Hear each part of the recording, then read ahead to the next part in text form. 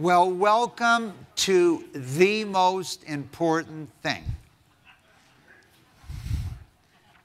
Howard, throughout his career, found himself saying to clients constantly, the most important thing is. And his book, he broke down into 20 chapters of the most important things and what he's learned. And today, we're going to get to discuss a number of those. And Howard, I remember, did I wander into your office or did you wander in my office? You came to Citibank to see me. Well, see the client, always going to visit the client. First. And you were misguided in equities at that time, if I remember correctly. I was a recovering equity investor. So today we have a number of topics we're looking forward to covering. I'd like to start with the idea of failing to heed the lessons of history. You write that failing to understand the lessons of history more than anything else is what dooms investors to being victimized repeatedly, cycle by cycle. And I agree, and I actually believe that goes beyond investing and so many other things. You know, very few people do research or really reflect. Why do you say that? Why is that so important in investing? Most things are, especially things involving people, are governed by cycles. And, you know, the economy cycles constantly. The life cycle of businesses. The markets are cyclical. And yet, repeatedly, people commit the mistake of thinking that trends will go on forever in one direction, that trees will grow to the sky, that something can be worth a little and that means it's going to go to zero. And these are when the biggest errors are committed by investors. As things get better and as prices rise in recognition of that, people extrapolate that. And people get more excited as things rise and want to buy them more, and people get more depressed as things fall and want to sell them more, which is just the opposite of what you should do. And you touch base on a number of them. Let's take a look or talk about a couple. The Arab oil embargo. Well, I mean, you know, before the Arab oil embargo, oil was selling for almost nothing. And the Arab oil embargo came along, and it convinced people that, to the contrary, oil was of infinite value. And it ran way up to a price in excess of what it should be. And the people who bought oil-related assets at the peak, despite the fact that oil is important and is available in limited supply, lost a lot of money for a long time because they got involved at too high a price. The Nifty 50. I'm not sure everyone in the room remembers, Howard, the Nifty 50. We might be showing that we're over 30 by remembering. Well, you have to go back, I guess it was about 40 years ago that the Nifty 50 had their demise. But when you and I got out of graduate school in 1969, the leading banks and the bank trust companies were the leading investors at the time. There were no boutiques and so forth. The bank trust departments, most of them emphasized something called Nifty 50 investing, which meant you took the 50 best companies in America, the fastest growing, Xerox, IBM, Kodak, Polaroid, Merck, Lilly, Texas Instruments, Hewlett-Packard, Perkin-Elmer, Avon, Coca-Cola, et cetera. Walmart, McDonald's, et cetera. And you bought their stocks regardless of price because they were the best and they were the fastest growing. And so they were a little expensive. It didn't matter. You wait long enough to grow into it. And the official dictum, whether spoken or unspoken, at most of these institutions was that it didn't matter what price you pay as long as you bought the best. And the little hitch was that when I joined Citibank in '69, they were trading at 80 to 90 times earnings. And by '73, they were trading at 8 to 9 times earnings, which meant that you lost 90% of your money in the best companies in America. So that was a very painful lesson, probably my greatest learning experience. You know, experience is what you got when you didn't get what you wanted. But I learned a lot from it. And what it taught me is that risk and safety have nothing or little to do with asset quality. You know, it's an interesting point, as Howard said. At this point in history, the money center banks, as we knew them, or the trust banks, it was a safe place to put your money. Right. And I think the weighted average PE into the early 70s was probably 66. And even a decade later, whereas Howard said you've lost 90% of your money, this really changed money management forever. Yeah. As Howard said, the idea of safety, if the large trust banks can lose, adjusted for inflation, 90% of your money buying the best companies, this really expanded greatly the money management business, the private money manager, the mutual fund business, in the sense that you thought you were safe and you weren't safe. And many of these companies eventually failed, like Polaroid, but many of them, as Howard said, remained among the greatest companies in America, as just their PE ratios reduced by 80%. Black Monday, 1987, Howard. Well, again, you only have to go back 26 years to remember it. But that's the day that the stock market lost, I think, 26%. Now, you think of the market being down 3% and how panicked people get. Try losing 26% of your money in one day. There was not even an obvious candidate for what caused it. You had stocks that were too high based on too much optimism. You had people who had swallowed this canard of immunization, that you could protect yourself because you would establish a policy of automatically selling portfolio insurance, buying portfolio insurance if prices started to fall, and all you had to do was sell when they started to fall, except that the brokers wouldn't answer the phone, and it built on itself. So, you know, the lesson from that is that there's no such thing as a sure thing. My dad used to tell the story about the inveterate gambler who, always lost the rent money at the track, and finally he heard about a race with one horse. So he went out and he bet all his money, and halfway around the track, the horse jumped over the fence and ran away. Not a very sophisticated joke, but the point is that there is no sure thing, and there's certainly no sure thing in investing, and when you hear about a sure thing, the best thing to do is run the other way. And I think the other lesson of that period of time was interest rates were rising dramatically going into October of 1987. And if you fully understood that you can't have stocks continuing to go up and interest rates continuing to rise, which would require a greater discount on future earnings. And as Howard said, you had an anomaly in the marketplace. And so Howard and I grew up in the 1960s in business schools. You would have studied about how the market is perfect. Right. You know, it's efficient, it's perfect. And this period of time in 1987 always made you wonder, if the market's perfect, why is it trading 20% below the next day from the day before if it was perfect? And I think this gave you another rise, just like the 1970 period, particularly between 73 and 76, caused the explosion of mutual funds. It was this period in 1987 that began really the acceleration of hedge funds from traditional managers. Could you hedge? Could you find people to be short and long? Howard, what about the tech bubble? Let's move forward about another 12 or 13 years. Well, the tech bubble was, Mark Twain said that history does not repeat itself, but it does rhyme. The themes rhyme, even though the details are different. The tech bubble was just like the Nifty 50.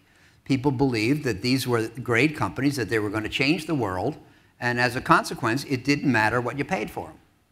And guess what? Collectively, they changed the world. The world has no resemblance to what it was 20 years ago, technologically, and yet, if you invested in most of those companies, you lost all your money. Well, I think this is a really important point I just want to emphasize that Howard has made. In the late 1960s, Merrill Lynch put out a report listing the 30 companies in the technology industry, and they were recommending the computer industry would increase 100-fold by the end of the century. Out of those 30 companies, within 15 years, only one was in the computer business. So they were 100% right in the enormous growth of technology in the computer industry. However, 29 of the 30 companies they picked were no longer either in business or in the computer business, I think, from that standpoint. And I remember, Howard, at that period of time when someone would want you to invest in a technology company, I said, well, it sounds interesting. Could we read it? And they would say, well, if you have to read it, you won't get a chance to invest because it'll be fully subscribed. Sure. It seems a little bit like the high-yield bond market today, doesn't it? Well, I don't think it's quite as dramatic. And when you buy a bond, some guy, you know, I have to tell you that after the Nifty 50 thing didn't work out so well, is when I transferred to money management at Citibank from research, and I was put in the bond department. They wanted to keep me away from stocks. And I got a call in August of '78, and they said there's some guy named Milken or something out in California, and he deals with high-yield bonds. Can you figure out what that is? And the world didn't know. And so, you know, I met with Mike, and he explained to me that if you buy B-rated bonds and they survive, then all the surprises will be on the upside. If they survive are still the three key words. And if you buy high-yield bonds today at their paltry yield of 5% and they survive, you'll make 5%.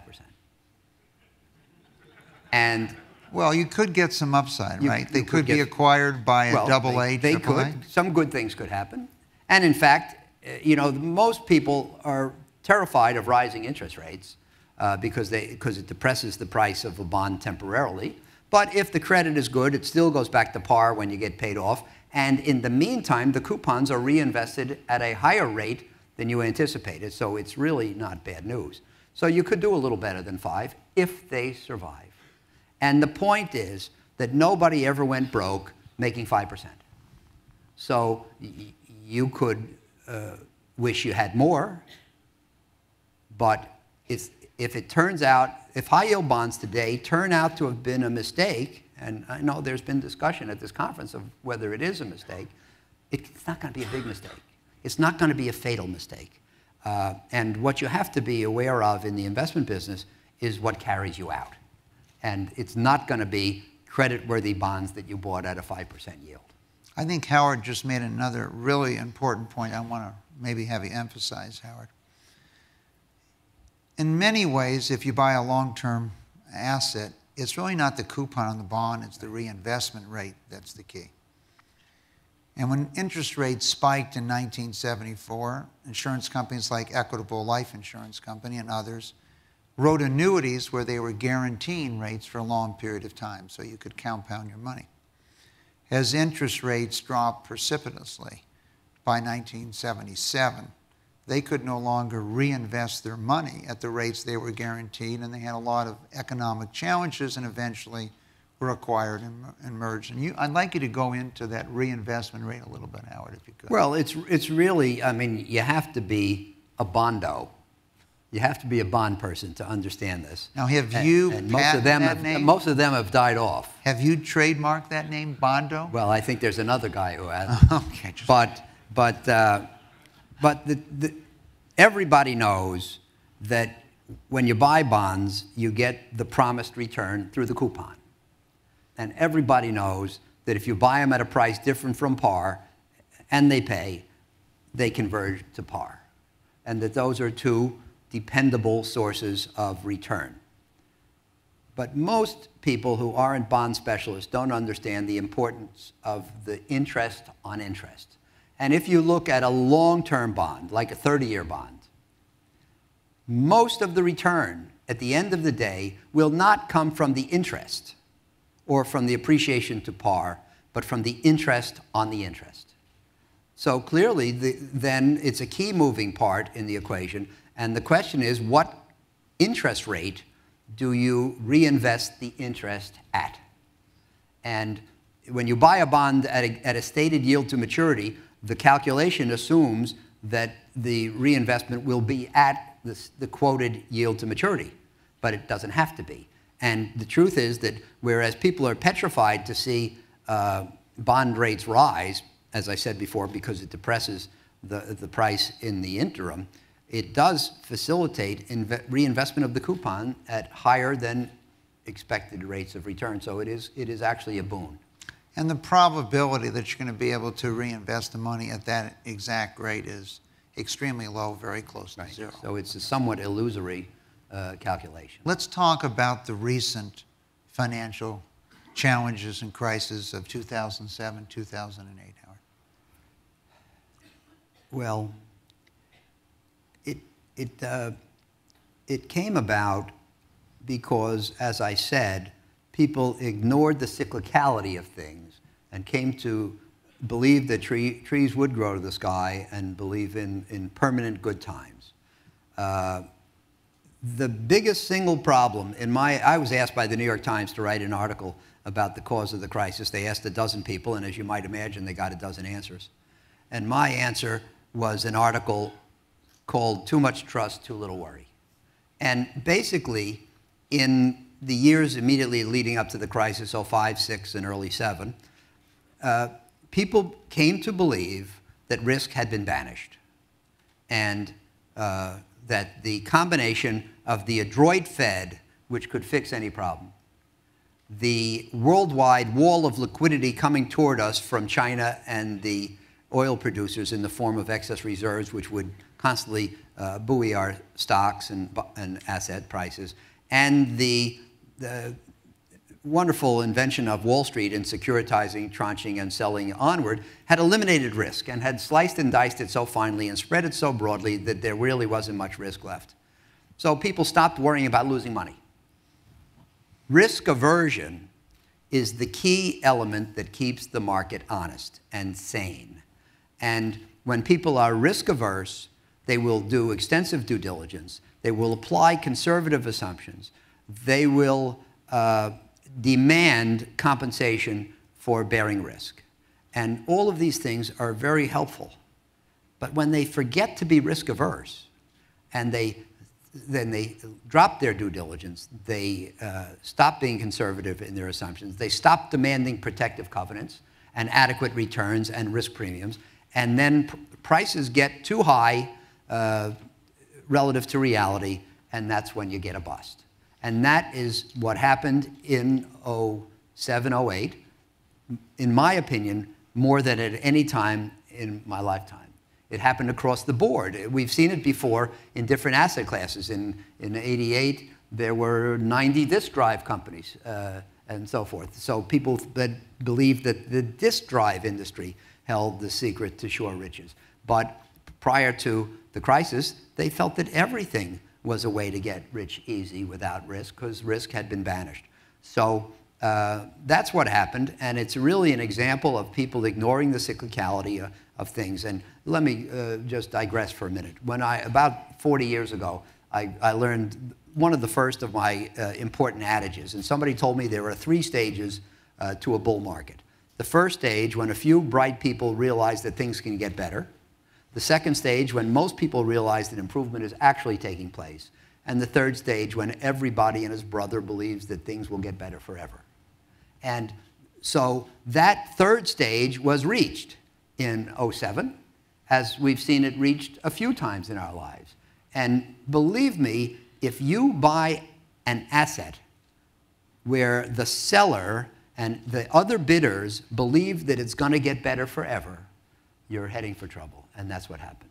Well, I guess I would say, Howard, I still believe the 74-6 period was, more volatile than the recent period we went through, where interest rates doubled, stocks went down 50%, et cetera. And as you and I have discussed over the years, I would say that when you look at these financial crises, they're really related to 4 or 5 things. One, leverage.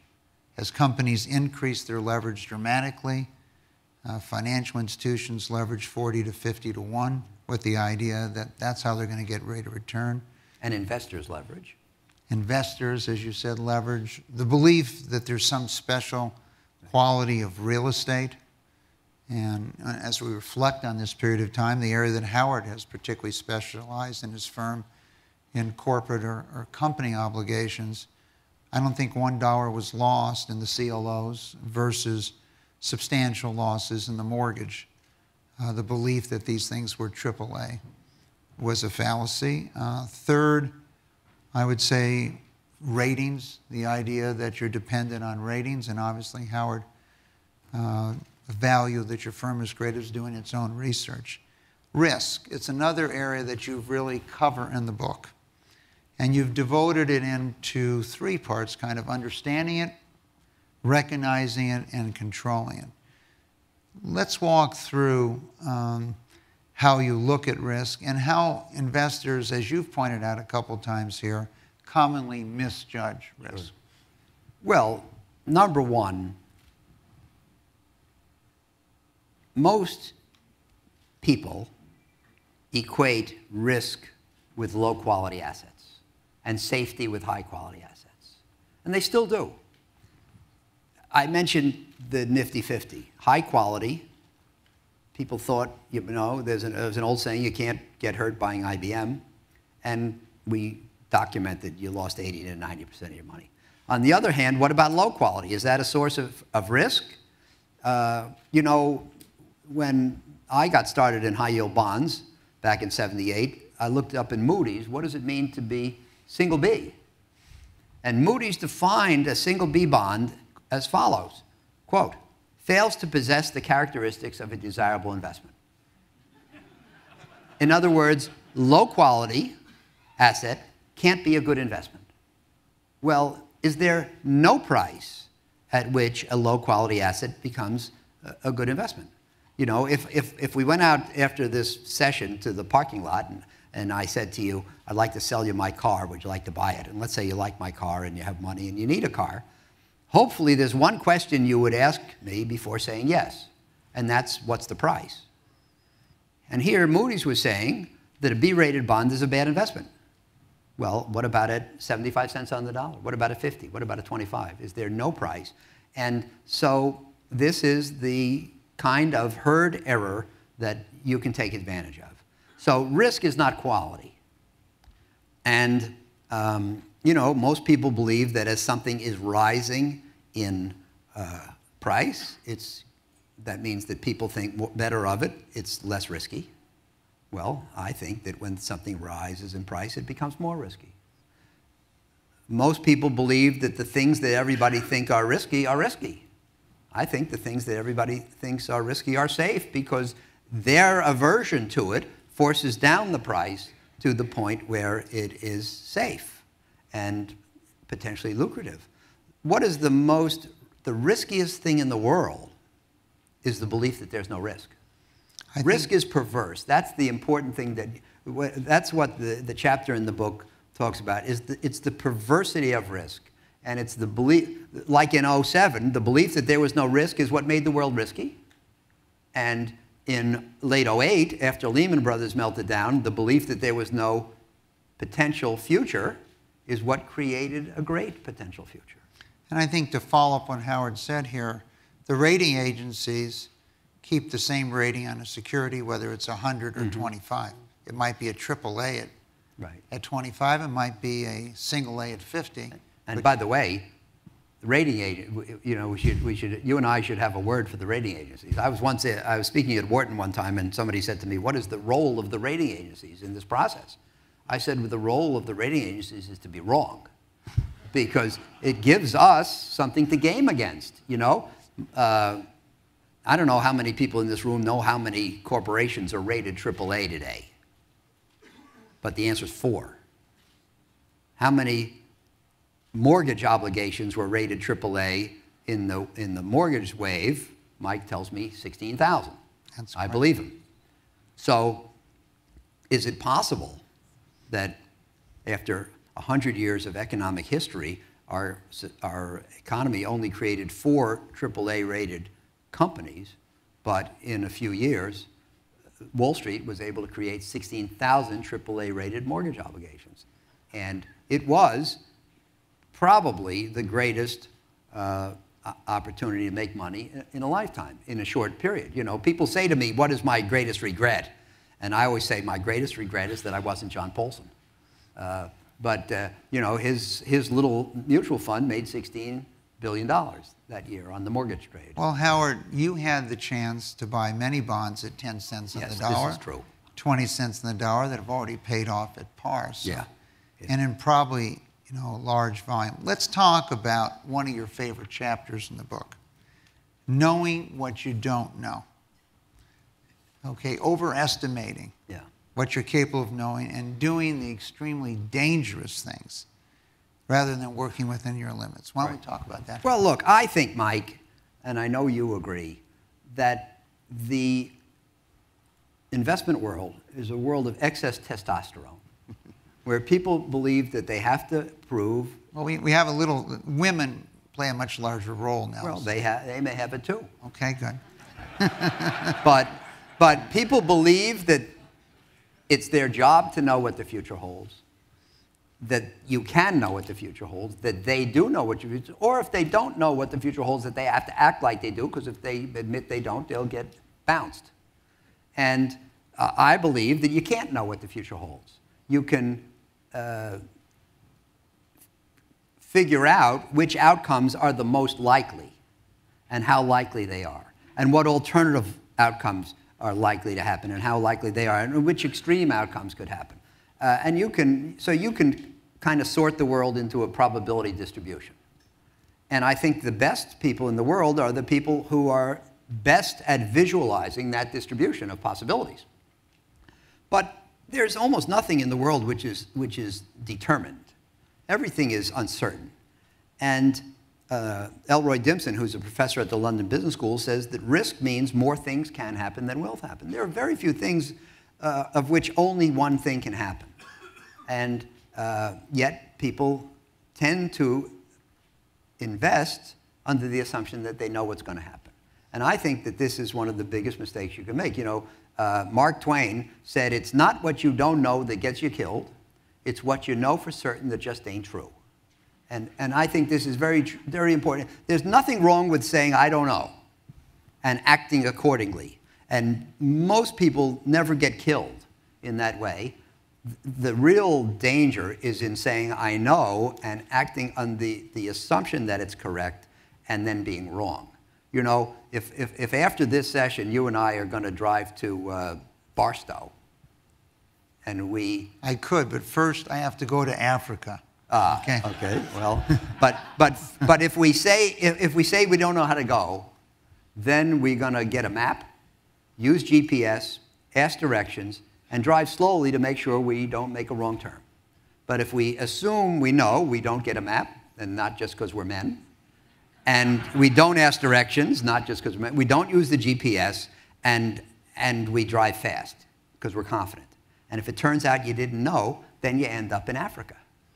So the point is, I think that it's very important to know what you don't know and to act accordingly and to respect what you don't know. And the point is, you don't have to know the future to be a good investor, and especially the macro future. You know, today there's a great belief that macro rules the markets. And so you should figure out when the Fed is going to let interest rates rise and stop stimulating, what's going to happen in Europe in terms of its staying together and how it bails out the peripheral countries, and how low China's growth rate goes. That these things are the things that are going to move the market, and so that's where you should spend your time. Now, the interesting conundrum is that in the short run, they are the things that are going to move the market, but I believe you can't know them. And if you can't know them, then you're wasting your time trying to know them, and you should know the knowable. And the knowable consists of getting an advantage versus other investors with regard to companies, industries, and securities. And these are the things where hard work and skill will pay off, and these are the things you should spend your time on. Now, Howard, to follow up on the point you're making, when you go to school and business school or other things, you constantly use regression analysis. And so and underlying this issue that Howard's just pointed out here, that regression analysis tells you what the future is based on the past. Right. And if you remember, Howard, back in the 70s, a company that had been paying dividends for more than 120 years, Singer Sewing Machine. Yeah. Sure. So they were rated single A, and they sold bonds into the marketplace in January of 74 in this example. And obviously, if you looked at the past, Singer had a growth. But the future, as Howard identified here, the risk, well, it's the emancipation of women in the 1960s and 70s. Possibly women wouldn't be home sewing as much as they were. And maybe the future for Singer would not be the same as the past. And as a result, those bonds traded at 35 within 12 months as people discovered that. And I think this point, I just want to stress this chapter, knowing what you don't know, is so important, because if you're interested in the financial service industry, what Howard just said, it isn't losing money where you thought you were taking risk. It's losing money when you didn't think you were taking any risk that really changes behavior. And it was the Nifty 50 in the 70s that really changed that it was not safe just leaving your money in the trust. And it was really this period of time in the late 80s, and again, that what you thought was safe. You lost money in AAA bonds. You lost money in money market funds, whatever it might be. And that is really what changes behavior, because you were trying not to take risks. Let's pick another one of my... Can I tell you one thing about risk?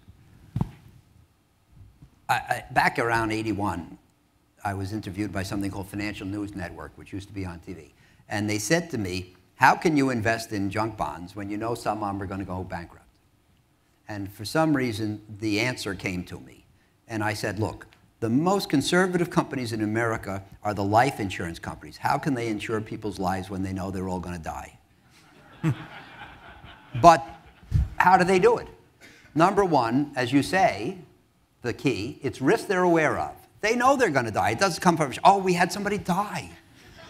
Number two, it's risk they can analyze, so they have you get a physical. Number three, it's risk they can diversify.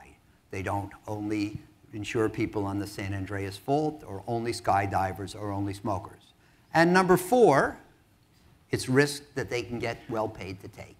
If they figure you're going to die at 80, then they sell you a policy based on the assumption that you'll die at 70. And if you die at 80, they come out okay. And if you die at 70, it's a bonanza. So the point is that if you understand risk and you're aware of it, you can price the asset right and you can get a bargain. So let's pick up, Howard, on this point you've just made, maybe paraphrasing it. A life insurance company has done their analysis, no different than you do credit analysis, and attempted to figure out what your life expectancy is based on statistics. As we improve our treatments, your life is extended. So if I've sold you life insurance, it's a real positive for a life insurance company because you're living longer. If I've given you an annuity that's going to pay you as long as you're going to live, then I'm on the other side, and then I'm going to pay you longer than I expected. But they're attempting to analyze what they conceive as risk. Let's pick another of one of my favorite chapters, Howard, having a sense for where we stand. Well, that goes, Mike, to my belief that the future is unpredictable. There's nothing that can be proved about the future. We can't know the future in a macro sense. At our firm, we don't run our investments based on predictions for the macro. But that's a challenge, because what is investing? It's making decisions with regard to the future. It's positioning a portfolio to make money, hopefully superior money, in the future. So if your job is dealing with the future and you can't know the future, does that mean it's a wreck? And what I believe is that we never know where we're going, but we sure as hell ought to know where we are. And we cannot very helpfully know the future, but we can very helpfully understand current conditions. And what we try to do is what I call take the temperature of the market and understand the climate and assess primarily the behavior of the market participants, and that tells us what to do. My favorite quote is from Warren Buffett, who said, "The less prudence with which others conduct their affairs, the greater the prudence with which we must conduct our own affairs." If other people love securities and can't imagine a way to lose money, then we should be terrified. And if other people hate securities and are terrified of the future and can't figure out a way to make money, then we should turn aggressive. We don't have to make a guess about the future in order to figure out how to position our portfolios. The tips that we get from observing the behavior of others and inferring what it means, that's enough. I think this area could be seen on each of you that operate your operating companies, the point that Howard has made here. You know, if we go back in history, when Lockheed went into Lockheed Martin Marietta today, the commercial aircraft business, they could have picked GE to make their engines. They could have picked United Aircraft, but they chose Rolls-Royce. And one of the things that did and why they're not in the commercial aircraft business today was they discovered that they couldn't deliver their airplanes after Rolls-Royce went bankrupt. The airlines would not take their airplanes without engines. They were really surprised. And therefore, Lockheed was taking more risk by choosing a firm that was far weaker financially, and if it had problems, then Lockheed had problems. And so many people that are building projects sometimes farm things out to subcontractors who then have issues. So risk can be passed down in an operating fashion, or as Howard said, in a portfolio. Let's talk about something that you often don't talk about when one talks about investing, and that's luck. Okay, appreciating the role of luck. Well, the future, I mean, I think this is one of the most interesting topics. The future does not exist. The future is only a range of possibilities. It's not like there's some event in the future which is going to happen and that event exists in prospect today and it's predictable. There are lots of different things that can happen in the future. And given the fact that, as Dimson says, more things can happen than will happen, we have to understand that in large part, outcomes will be governed by luck and randomness.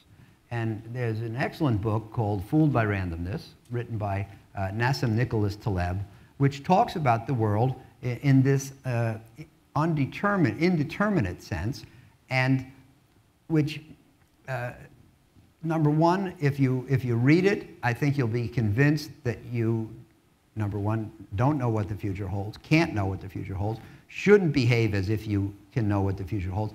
And maybe more interesting, it will convince you that when you look at past events, you see, there's a tendency to say, well, yes, the future is indeterminate, it hasn't happened yet, but the past is over. That's history. And we know what happened. We know what to make of it. But the point is that the past was in large part determined by luck. And Taleb uses the example of the famous investor. And our industry is full of people who got famous for being right once in a row.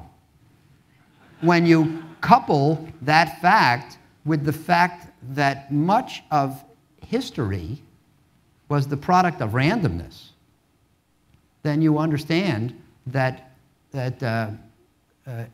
history may not tell us anything. You look at the record of an investor who had a great year, it doesn't mean he was a great investor. It means maybe he got lucky. Maybe he took an outrageous position in his portfolio and was favored because something that had no right happening happened. We have a mutual friend, Bruce Newberg, and Bruce and I play a lot of backgammon. And he often hastens to point out that improbable things happen all the time. And likely things fail to happen all the time. So when you see a result, you don't know if it was luck or skill. until you see a long string. If somebody can make decisions, 100 decisions, and get 70 of them right, or 80 over a long period of time, then you can start to believe that it's skill and not luck. But you know, I think that there are 3 ingredients in success, Mike: aggressiveness, timing, and skill. And if you have enough aggressiveness at the right time, you don't need much skill. But you know, in the long run, luck, and especially the luck of good timing, gets washed out. And that's when skill comes to the surface. Let's take a look at this concept of luck, and Howard talks about randomness. President Clinton decided to run for office, and George Bush, the first, had over 80% approval rating. But Ross Perot was also running. And if Ross Perot had not run, quite possibly, George Bush would have been reelected the president. So that event, when you look at it in history, says, well, maybe someone else had run for president, and it changed the course of history dramatically. I've got one for you. Or I just wanted to finish the presidential.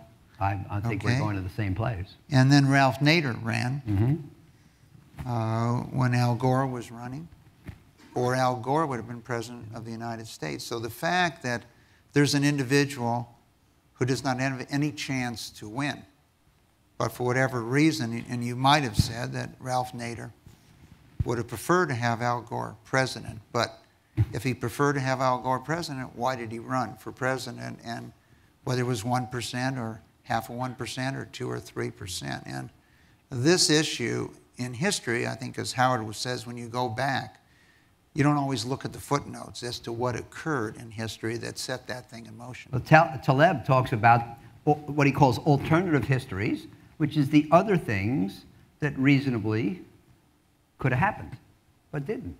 And when you look at even history, you have to be aware of that possibility. Was Alexander the Great great because he was a great general and strategist, or did he say, I'm sure it's going to rain, and it rained, and that made him a winner?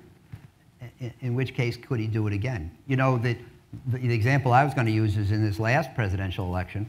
I believe that 16% of all people said that the response to Hurricane Sandy was the most important thing in determining who they would vote for. And of course, presumably that means they voted for Obama, because you couldn't vote for his opponent based on the Sandy, and Obama won by 3%.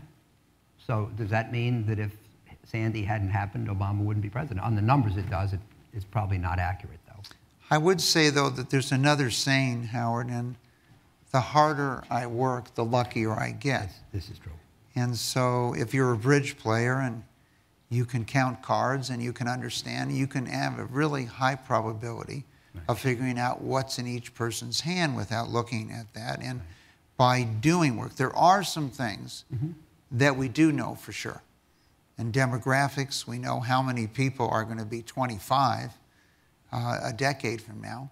Until we figure out how to age faster, we have a pretty good understanding when California, for example, where the #1 ethnic group will be people with Latin American ancestry and so on. So we do have knowledge that can put yourself in a position where you can take in a position to get an outside rate of return, or to be lucky because you have done your homework and you've positioned yourself. And there's so many things.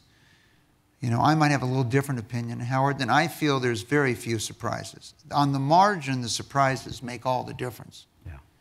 But there aren't that many surprises if you sit down and think about what's occurring. We know that China will be the world's largest economy. We don't know when. I thought you did. No, I don't know. I don't know, Howard. I don't know whether it's August or September. Okay.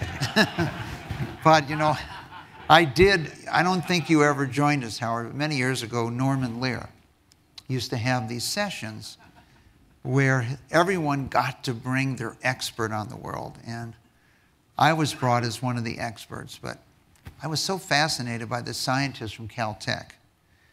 And his investment strategy at the time, this is in the 70s, was to short all the casualty company stocks because he had figured out there's going to be this major earthquake that was going to destroy a high percentage of all the real estate in Southern California and would bankrupt the casualty companies. So I just asked him, when's he leaving California?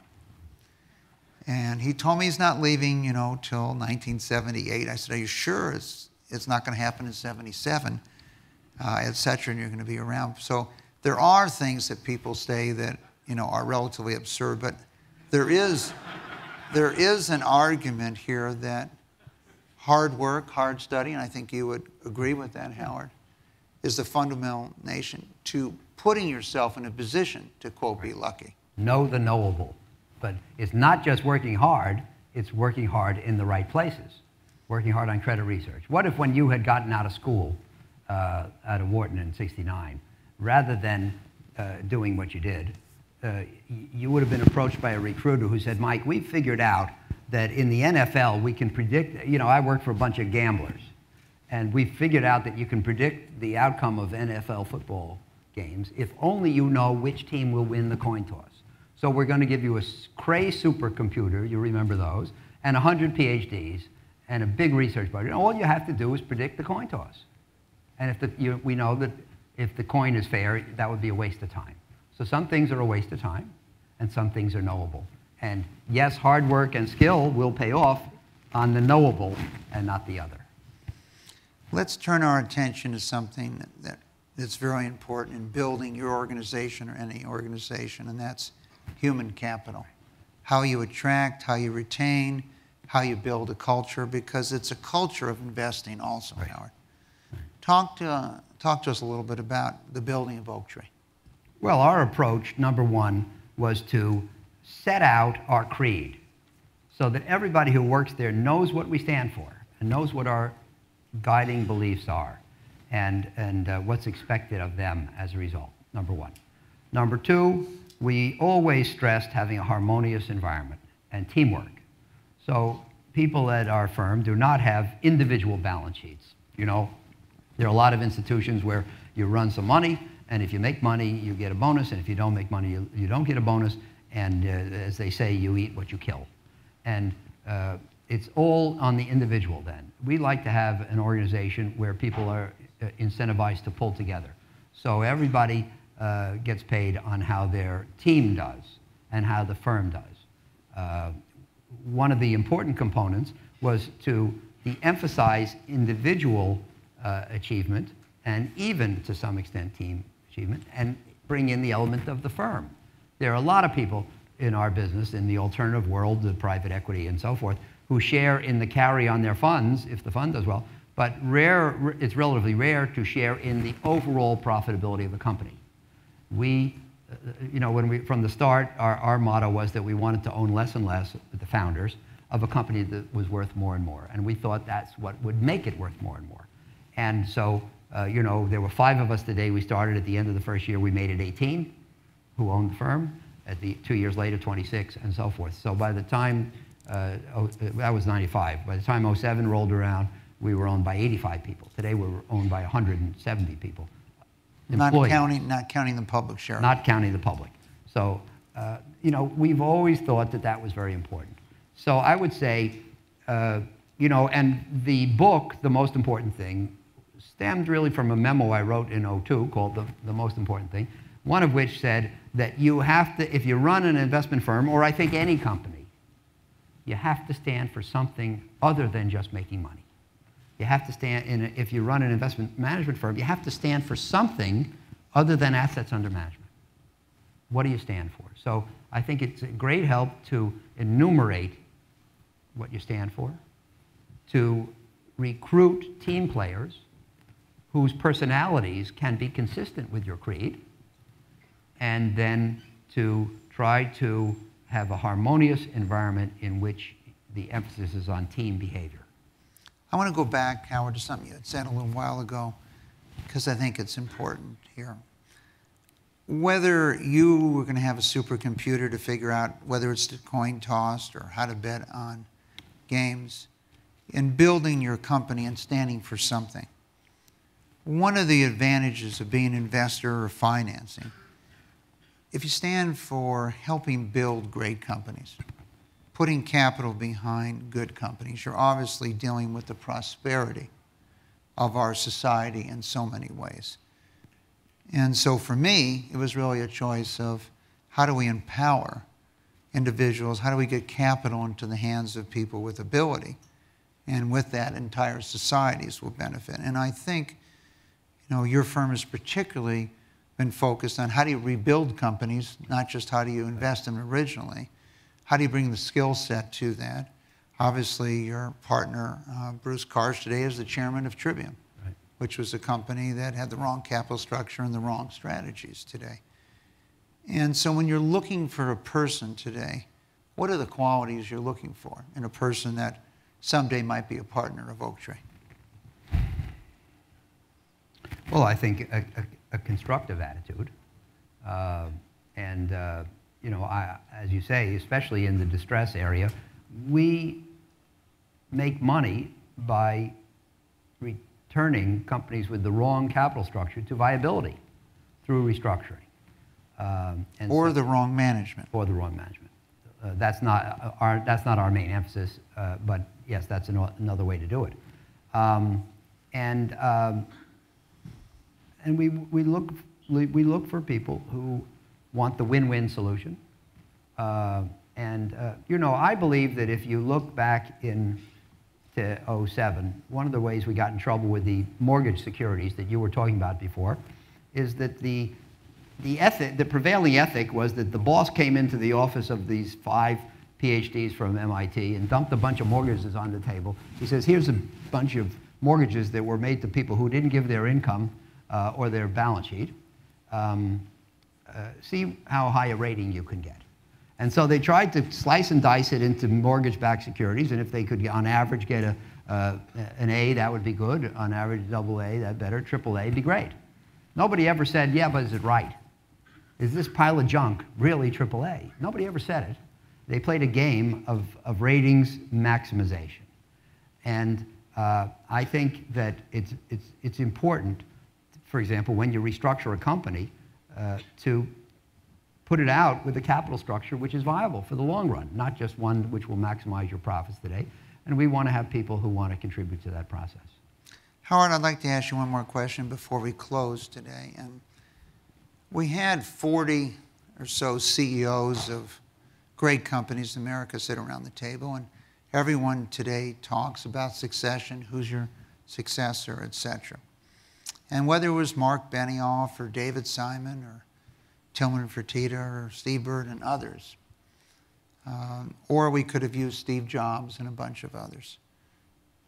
At the end of the day, that meeting is there wasn't necessarily a substitute. Okay, trying to get, as you would say, out 2 or 3 standard deviations.